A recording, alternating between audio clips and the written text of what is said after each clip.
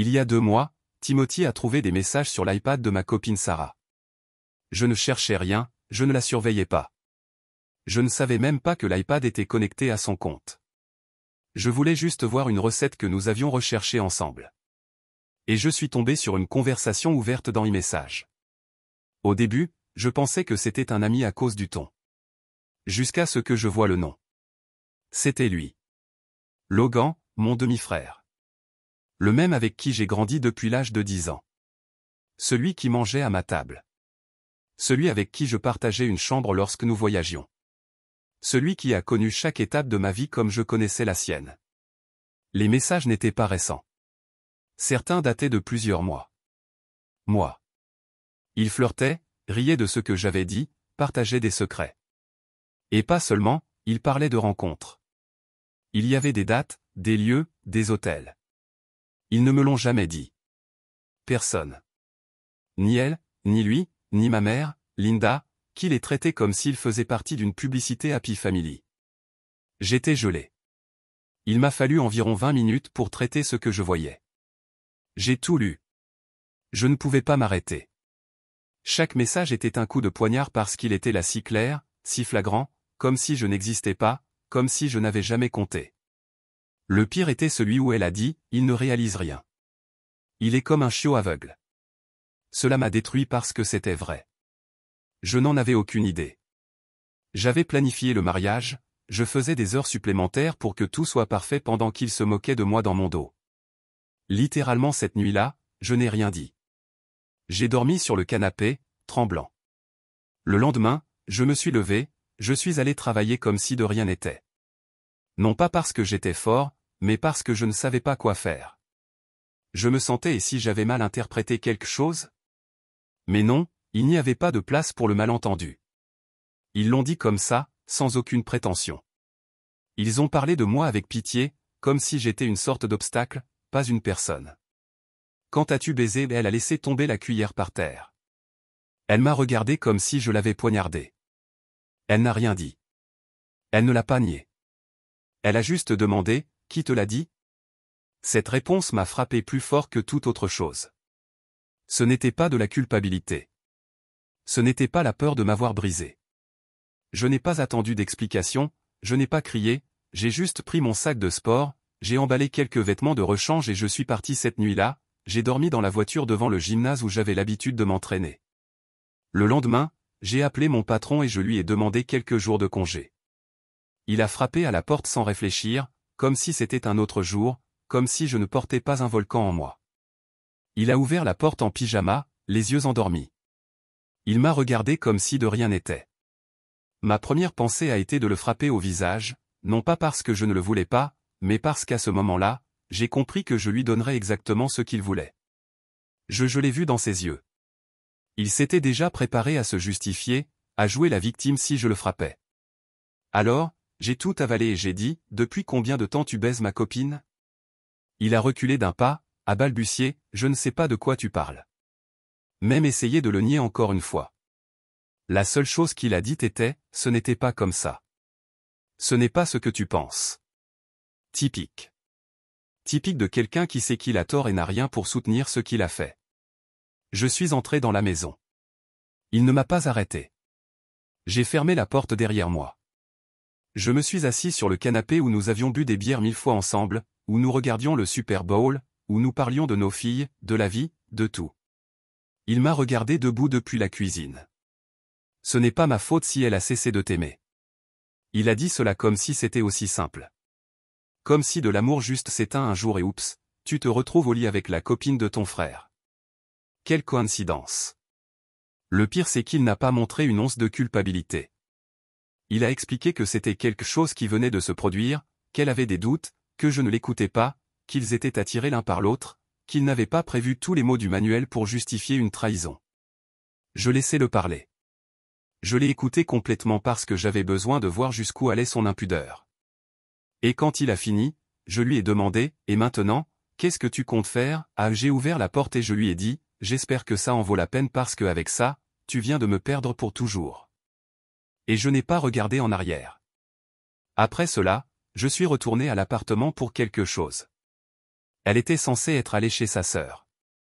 Elle m'a laissé un mot comme si nous étions au lycée, il disait qu'elle avait besoin d'espace, qu'elle ne savait pas comment gérer ce qu'elle ressentait et qu'à l'avenir, nous pourrions nous guérir et nous comprendre.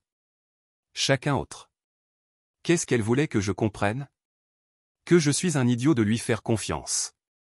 Que tout ce que nous vivons ensemble était une farce. J'ai jeté la note à la poubelle sans la lire complètement. Je ne voulais pas qu'elle soit dans ma maison ou dans ma mémoire. Mais bien sûr, tout cela me faisait penser à elle. Le lendemain, j'ai commencé à chercher un autre endroit où rester. Mes parents, qui savaient déjà quelque chose de ce qu'elle leur avait dit à leur manière, m'ont évidemment dit qu'il valait mieux ne pas faire d'histoire, que tout était assez douloureux sans ajouter de drame. Vous savez ce qui fait mal? Tout ça, j'ai passé une semaine à errer. J'ai dormi chez un ami sur le canapé en mangeant n'importe quoi sans trop vouloir parler. Je ne lui ai même pas dit que j'étais séparé et que j'avais besoin d'un endroit pour rester pendant un moment. Je ne me sentais pas encore prêt à lui parler de mon frère. Je ne pouvais même pas le dire à voix haute sans que ma poitrine se serre. Étalée à elle m'a préparé du thé comme quand j'étais enfant. Mon demi-frère n'était pas là. Il était censé être sorti.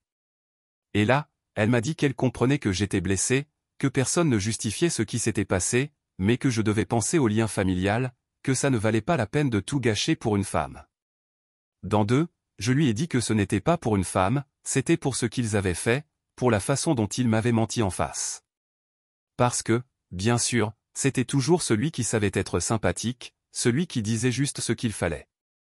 Elle m'a dit que je étais dur, qu'il était désolé, que ça n'avait pas été facile pour lui aussi, je jure que j'ai failli casser la table là-bas. Je lui ai demandé si elle pensait que ce qui s'était passé était normal, si elle pensait que c'était normal que son fils fasse ça à son frère. Et elle a dit quelque chose que je n'oublierai jamais.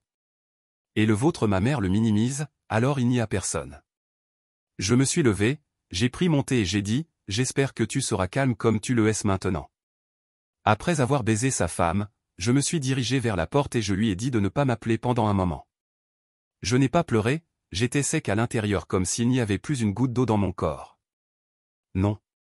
Pour susciter des ennuis, juste pour dire la vérité. Regardez, il s'est excusé de ne rien m'avoir dit. Il a dit que ma mère disait que j'allais mal, que j'exagérais tout, que j'étais sensible. Imagine qu'il te trompe avec ton frère, personne ne le condamne. Et en plus, il te traite comme si tu étais un amant hystérique, dramatique, méprisé. Pas seulement je racontais ce qui s'était passé, mais je le montrais parce que j'avais les captures d'écran, j'en avais la preuve. Et s'ils voulaient jouer à ce jeu de protection de leur image et de tout camoufler, j'allais faire le contraire. Le samedi suivant, j'ai organisé un barbecue chez un autre ami. J'ai invité plusieurs de ceux qui disaient que ce n'était pas grave, des cousins, des connaissances, des gens qui parlaient mais qui ne savaient pas que je n'étais pas fou. Un lourd silence s'est installé. L'un m'a dit que ce n'était pas fait. Un autre s'est levé et est parti, mais il y en avait 2 ou 3 qui sont restés assis, sans rien dire, comme s'ils avaient réalisé ce qui s'était passé. Après cela, plusieurs m'ont bloqué. Mon demi-frère m'a envoyé un message disant que j'étais irrité et que la seule chose que je faisais était pathétique. Mais j'étais aussi et cela a semblé les déranger plus que tout. Une semaine s'est écoulée depuis ce barbecue. Ni ma mère, ni lui, ni aucun membre de la famille ne m'ont rien dit. Mais j'ai commencé à remarquer que quelque chose se passait. Des gens qui ne m'avaient même pas salué auparavant ont commencé à réagir à mes histoires. Moi c'est ça, ce n'était plus une surprise ce que j'avais dit et que le mec avait joué avec plus d'une fille dans une relation. Je ne pouvais pas le croire. Ce n'était pas la première fois. Combien de fois avait-il fait la même chose là-bas? J'ai commencé à parler à un des gars qui travaillait avec lui dans une entreprise de logistique dans le New Jersey. Mauvaise conduite, mais il n'y avait pas de détails. Qu'il avait combattu avec l'un de mes oncles, que certains avaient cessé de lui parler, de le traiter comme des déchets, puis le classique, tout le monde. Intention de terminer comme ça. Il prenait une pause, il était devenu très nerveux après que tout soit sorti. Il a répondu rapidement, surpris. Qu'est-ce qui se passe, Tim? S'est-il passé? Je lui ai tout raconté, pas en détail, mais les choses importantes. Comment il m'a trahi. Comment tout le monde a essayé de cacher tout cela. Il n'a pas dit grand-chose, mais il m'a dit quelque chose qui m'a marqué. Ce n'est pas le genre de chose qui vaut la peine d'être là. J'ai dit que je l'ai abandonné, qu'elle ne comprenait pas pourquoi je la détestais. Et la j'ai ri parce que si après tout cela elle se demandait encore pourquoi je m'éloignais, alors il n'y avait plus rien à expliquer. Ce que mon cousin a confirmé, c'est que les gens qui l'avaient toujours soutenu ne répondaient plus à ses messages. Et cette nuit-là, pour la première fois depuis longtemps, j'ai bien dormi. Quelques semaines se sont écoulées sans beaucoup de mouvement. Dormir, bien manger, mais c'était difficile. Tout ce qui flottait encore dans ma tête, dans mon corps, dans l'atmosphère. Cela ne disparaissait pas. J'avais du mal à ne pas penser à ce qu'avait été ma vie il y a quelques mois. Et quand je pensais que les choses allaient se calmer, une nuit, j'ai reçu une notification envoyée par une amie commune qui me parlait encore de temps en temps. Et mon ex. Ibloire.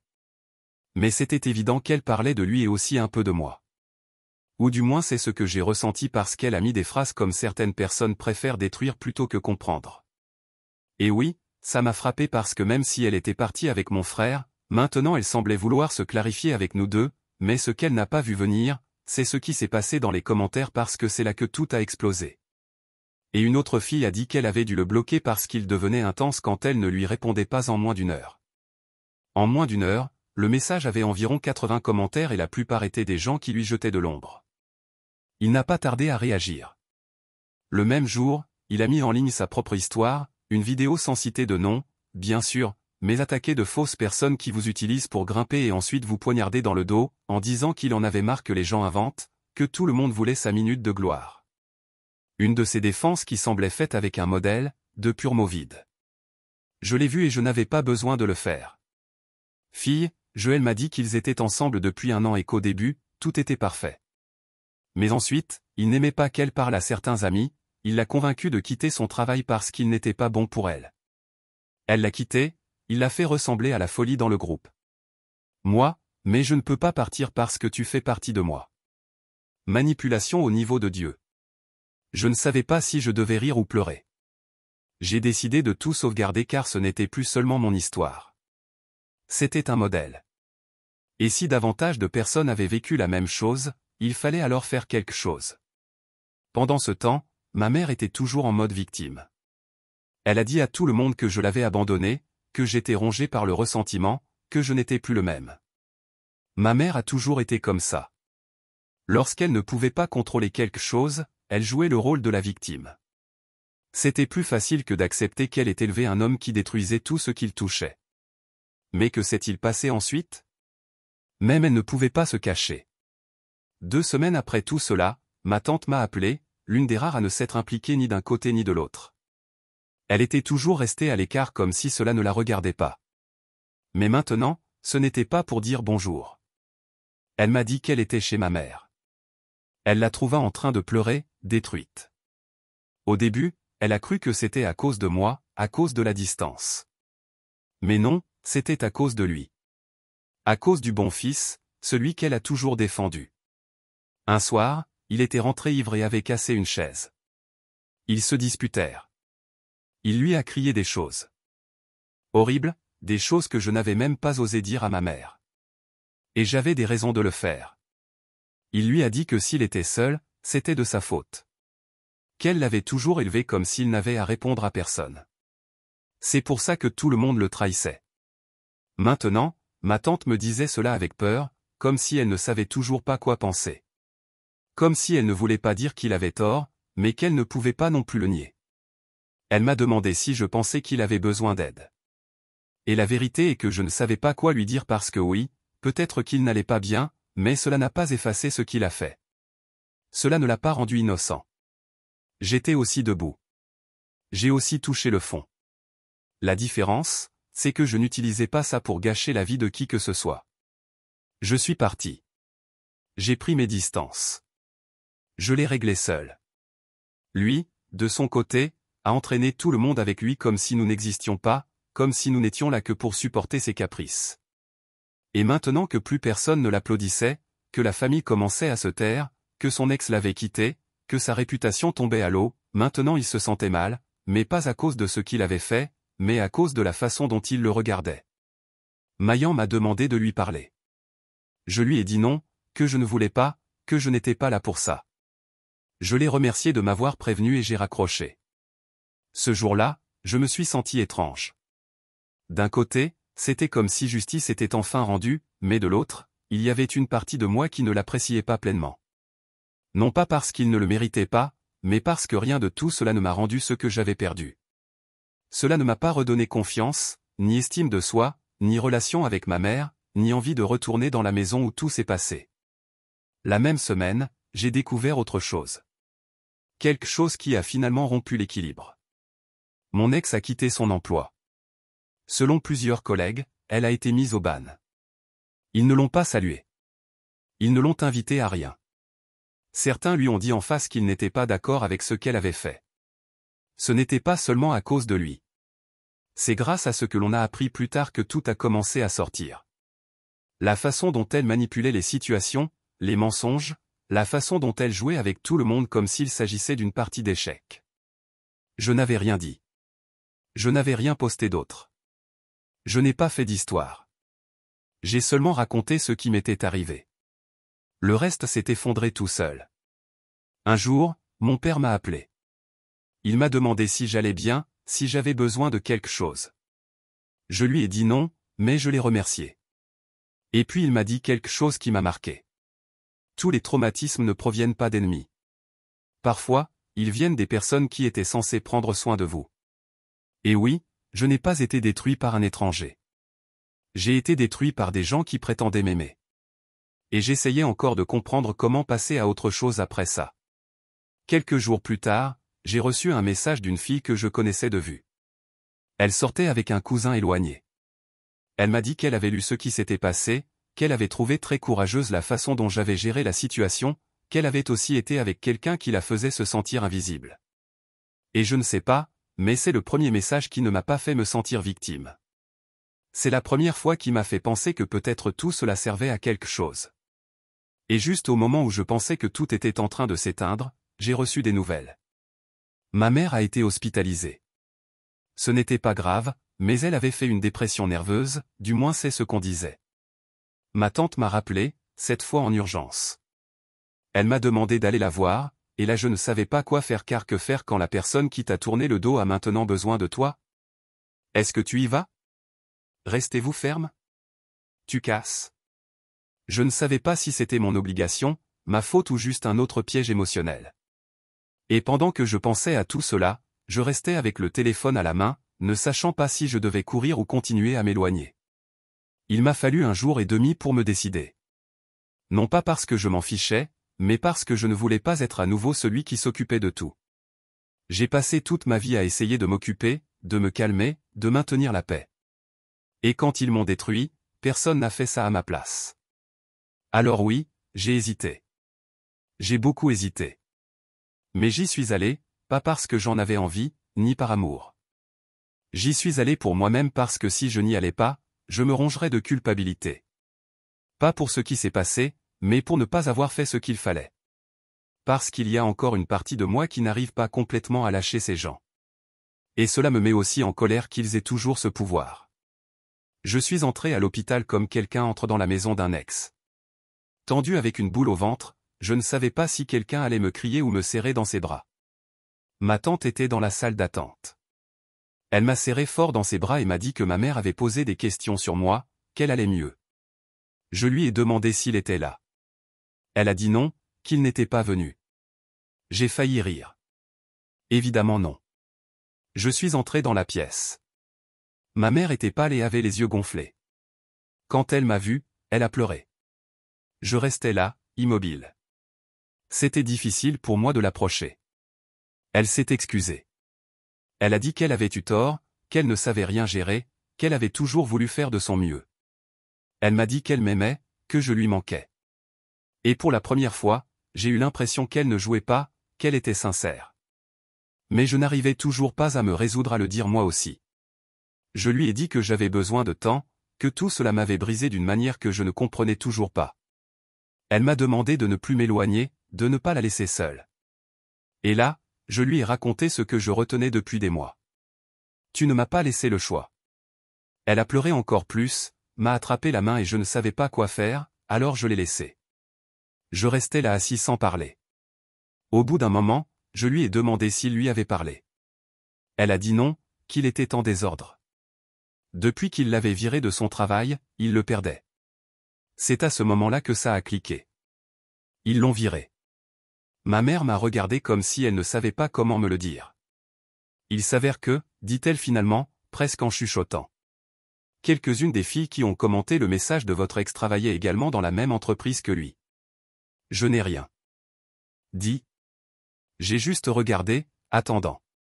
Ils l'ont dénoncé, ont apporté des preuves, a-t-elle poursuivi. Eh bien, il avait déjà un casier. Elle n'avait pas besoin d'en dire plus. J'ai compris. Ils l'ont viré, a-t-elle dit comme si elle essayait encore d'y croire elle-même, sans trop de bruit. Au début, il s'est montré indigné, comme si tout cela était injuste, mais ensuite il s'est évanoui. Où est-il maintenant? J'ai demandé, même si je ne savais même pas pourquoi je voulais demander. Chez un ami, je bois, je ne parle presque à personne. J'ai répondu, rien. Je pense qu'il traverse juste une période difficile. Ajouta-t-elle doucement, presque pour elle-même. Je l'ai regardée attentivement, essayant de comprendre si elle y croyait vraiment ou si elle avait juste besoin d'y croire. Elle ne pouvait pas ou ne voulait pas voir clairement ce que j'avais vu clairement depuis des années. Que le gars qu'elle a élevé était devenu quelqu'un qui rampe partout où il va. Quelqu'un qui emporte tout avec lui. Et quand on le laisse seul, quand il n'y a personne d'autre à blâmer, il joue le rôle de la victime. J'ai quitté l'hôpital plus confus qu'avant. La colère n'a pas disparu. Mais je ne pouvais pas nier qu'une partie de moi voulait toujours croire ma mère, que je voulais toujours récupérer quelque chose, même si ce n'était qu'un petit morceau de ce qu'on appelait autrefois la famille. Le soir même, j'ai reçu un autre message. Elle, encore mon ex. Cette fois, elle ne s'excusait pas. Elle ne demandait pas à parler. Elle vient d'écrire, je voulais juste que tu saches que je suis enceinte. Comme ça. Aucun avertissement, aucune accumulation. C'est le sien. Elle a ajouté, vos frères. Je n'attends rien. Je pensais juste que vous devriez le savoir. Je ne sais pas quoi faire. Il ne va pas bien. Je suis seul. J'ai peur. Je n'ai pas répondu. Je ne pouvais pas. J'ai juste regardé mon téléphone comme un idiot pendant une demi-heure et la seule chose à laquelle je pouvais penser était, comment diable en arrive-t-il à ce point? Je n'avais pas de réponse. Seulement d'autres questions et une fatigue qui refusait de me quitter. 2 semaines se sont écoulées depuis. Je n'ai pas répondu. Ce n'est pas ma place. Cette histoire ne m'appartient plus, ils l'ont réécrite sans rien demander, et ils m'ont laissé s'en occuper. Je n'ai pas demandé s'ils n'étaient pas ensemble. Je n'ai pas détruit la moitié de ma famille avec ces décisions merdiques. Et ma tante après toutes ces années, elle l'accueillait toujours, disant toujours qu'il était confus. Les mêmes mots, les mêmes excuses recyclées à l'infini. C'est ça qui m'a fait lâcher complètement prise. Je n'allais pas vivre autour de cette famille qui tourne toujours autour de lui. Mendier pour attention, je ne suis pas un héros, j'étais juste un gars qui faisait confiance aux mauvaises personnes. Aujourd'hui, je loue un autre logement, mais c'est le mien. J'ai recommencé à travailler à plein temps. J'ai gardé 3 ou 4 personnes qui m'ont soutenu sans condition. Parce que je ne l'aime pas. C'est plus compliqué que ça, c'est parce que je me connais. Parce que si je m'approche, je retomberai dans cette même dynamique où je finis toujours par perdre quelque chose. L'autre jour, un ami m'a invité à son mariage. Poison qu'ils ont laissé à l'intérieur moi. Mais j'y travaille. Pas parfait. Pas résolu. Parfois, quand je suis seul, je me demande ce qui se serait passé si je n'avais pas ouvert cet iPad ce jour-là. Peut-être qu'aujourd'hui, je serais marié à une femme qui m'a menti. Peut-être que je traiterais mon frère de mec qui baisait avec ma petite amie. Et je me rends compte que je préfère ça. Est à moi. Lui je ne sais pas.